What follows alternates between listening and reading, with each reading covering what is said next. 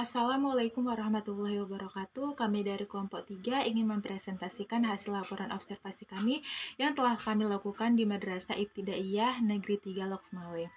Perkenalkan, saya Wafik Fadila sebagai moderator dan juga rekan-rekan saya ada Mutmainnah, Yola Angela, Cut Naziratul Husna, Rahmat Fadli, dan juga Najmul Akhir. Nah, di sini ada latar belakang dan juga metode observasi yang akan dijelaskan oleh saya sendiri. Ada pengertian akidah akhlak dan juga hasil observasi yang akan dijelaskan oleh Cut Naziratul Husna. Selanjutnya ada tujuan dan juga materi yang akan dijelaskan oleh Mutmainnah. Ada evaluasi dan juga metode yang akan dijelaskan oleh Rahmat Fadli. Dokumentasi yang akan dijelaskan oleh Yola Angela dan kesimpulan yang akan dijelaskan oleh Najmul Akhir. Nah, selanjutnya kita masuk ke bagian latar belakang dan juga metode observasi yang dijelaskan oleh saya sendiri. Yang pertama itu adalah latar belakang. Nah, pendidikan agama Islam ini, terutama akidah akhlak, merupakan sarana yang sangat penting untuk meningkatkan etika, moral, dan juga sumber daya manusia.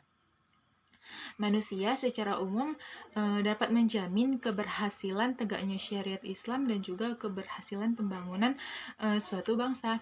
Namun sayangnya berdasarkan pengalaman di lapangan, banyak ditemukan pelaksanaan pembelajaran masih kurang variatif dan juga efektif. Nah, proses pembelajaran ini memiliki kecenderungan pada satu metode saja dan tidak memperhatikan tingkat pemahaman siswa terhadap informasi yang telah disampaikan.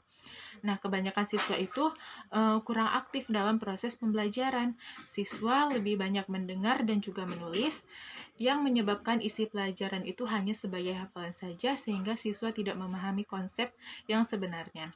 Nah, sejauh ini pendidikan kita masih didominasi oleh pandangan bahwa pengetahuan sebagai perangkat fakta-fakta yang harus dihafal. Kelas masih fokus pada guru sebagai sumber utama pengetahuan. Nah, bagian yang paling penting dalam pendidikan agama adalah mendidik murid agar dapat memahami agama dan juga terampil dalam melaksanakan agama. Dalam pembelajaran bidang agama ini memerlukan pendekatan-pendekatan nakli, akal, dan juga kolbu. Nah, selain itu juga diperlukan sarana yang memadai sehingga mendukung terwujudnya pembelajaran yang sesuai dengan karakter pendidikan agama Islam.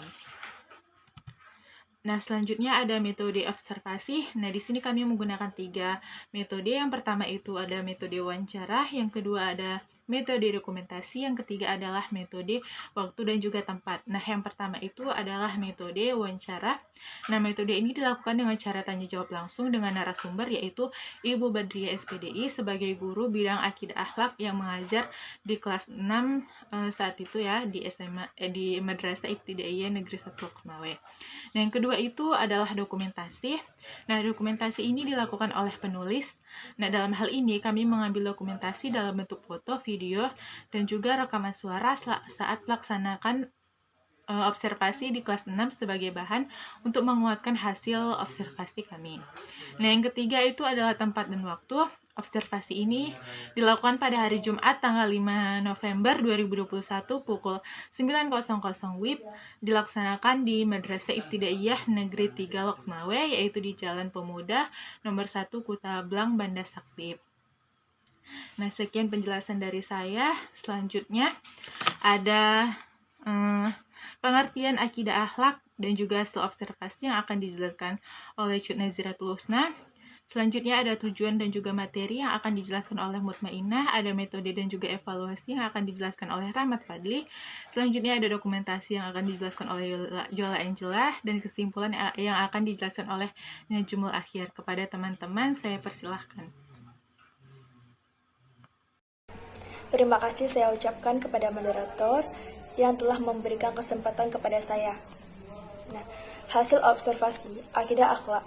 Akidah akhlak adalah sifat yang tertanam dalam jiwa seseorang yang berakibat timbulnya berbagai perbuatan secara spontan tanpa disertai pertimbangan. Akhlak ini juga dapat diartikan sebagai perangai yang menetap pada diri seseorang yang merupakan sumber munculnya perbuatan-perbuatan tertentu dari dirinya secara spontan.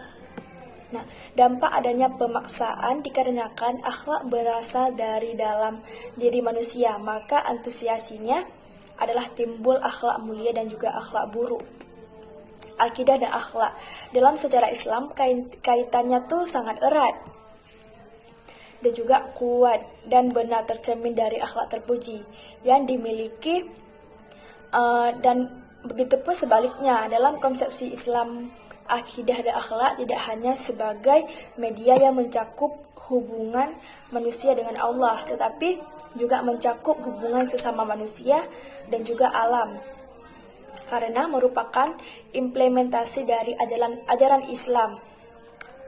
Nah, hubungan ini bisa ditetapkan dengan selaras, maka akan membuat seseorang memiliki kehidupan yang bahagia di dunia maupun di akhirat. Demikian adalah pembahasan mengenai akidah dan akhlak, yaitu saling berhubungan antara satu sama lain. Sekian, saya kembalikan kepada moderator.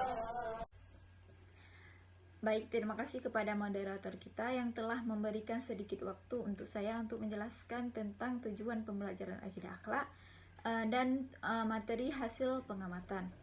Baik, tujuan pembelajaran akidah akhlak ini agar peserta didik memiliki pengetahuan, penghayatan, dan keyakinan yang benar terhadap apa saja yang diimaninya, sehingga dalam bersikap dan bertingkah laku sehari-hari berdasarkan Al-Quran dan Al-Hadis.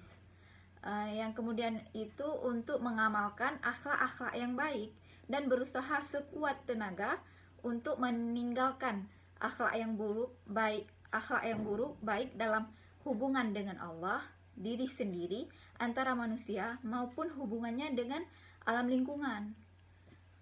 Kemudian itu materi hasil pengamatan.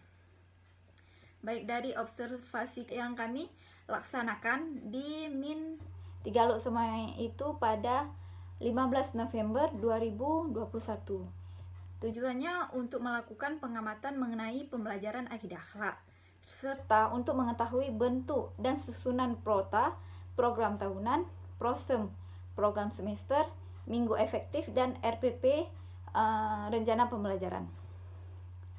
Baik, berdasarkan pengamatan yang kami lakukan, kondisi kelasaan itu memang sangat tertib ketika guru menjelaskan. Para siswa fokus mendengarkan, siswa juga menghormati guru, serta bersikap sopan di dalam kelas. Baik, terima kasih. Selanjutnya saya kembalikan ke moderator.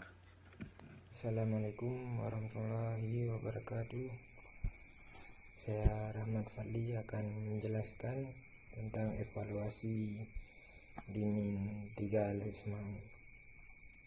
Dalam proses penilaian di Min 3 Lok Semawai, guru lebih mengedepankan keaktifan sebagai penilaian pada saat proses belajar siswa. Jadi pada saat ujian kenaikan kelas tetap menjadi pertimbangan penilaian, tetapi hanya sedikit ketimbang dari penilaian dari proses belajar di kelas. Jadi siswa di Min 3 Lok Semawai juga dituntut untuk lebih kreatif dan aktif dalam pembelajaran. Jadi sebagian besar nilai rapor didapatkan dari nilai keseharian dan keaktifan siswa-siswa belajar di dalam kelas. Jadi cukup sekian penjelasan dari saya. Assalamualaikum warahmatullahi wabarakatuh.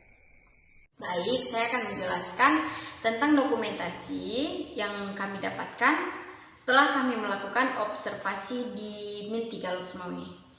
Nah, jadi setelah kami melakukan observasi di Min 3 Lok Semawai, kami mendapatkan RPP, prota, prosem, dan juga ketuntasan minimal belajar. Nah, jadi RPP. Nah, RPP ini adalah rencana pelaksanaan pembelajaran. Nah, mungkin kata RPP ini tidak asing lagi ya. Jadi RPP ini dibuat oleh guru dengan tujuan supaya memudahkan proses mengajar agar tercapai sesuai KD. Nah, dimana pada hari itu guru mengajarkan siswanya tentang manfaat dari bersikap pemaaf, bijaksana, dan juga tanggung jawab. Nah, selanjutnya ada prota. Nah, program tahunan.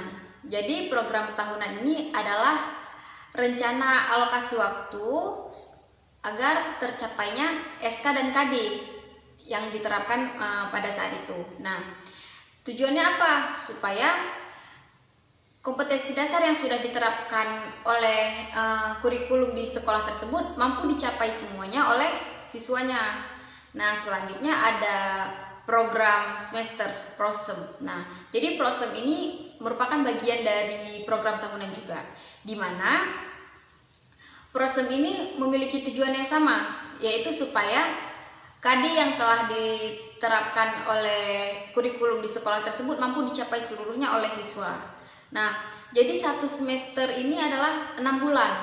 Nah, selanjutnya ada ketuntasan belajar minimal. Nah, atau biasa sering disebut KKM.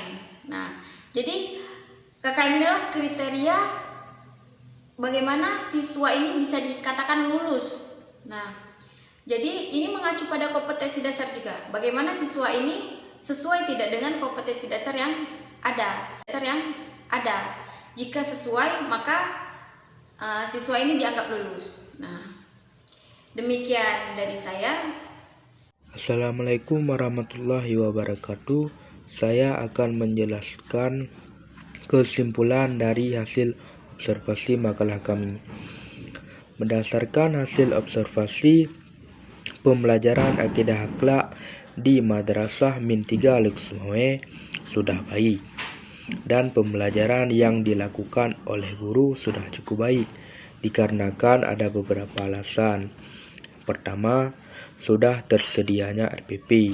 Yang kedua, pelaksanaan model dalam pembelajaran sudah terlaksanakan secara baik, walaupun kurang maksimal. Yang ketiga, tersedianya sumber belajar. Yang keempat, siswa terlibat aktif dalam kegiatan pembelajaran. Yang kelima, guru mengkaitkan pembelajaran dengan kehidupan nyata. Yang keenam, guru memberikan kesempatan kepada siswa untuk mengemukakan pendapatnya dan beberapa alasan lain. Mungkin cukup sekian dari saya akhiri. Assalamualaikum warahmatullahi wabarakatuh.